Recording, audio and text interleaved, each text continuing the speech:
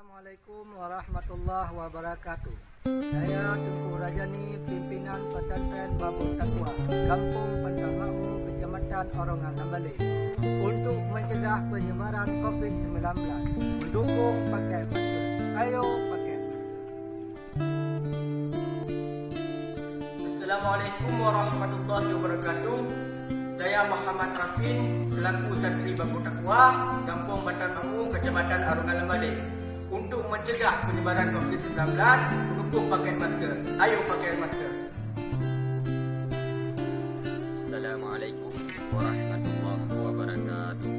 Saya Munawir, selaku santri Daya Babul Taqwa, Desa Pantangamu, Kecamatan Orongan Nambale. Untuk mencegah penyebaran COVID-19, mendukung pakai masker. Ayo pakai masker. Assalamualaikum warahmatullahi wabarakatuh. Saya Safrijan, santri Babul Taqwa, Kampung Pantangamu, Kecamatan Orongan Nambale. Untuk mencegah penyebaran COVID-19, mendukung penuh pakai masker.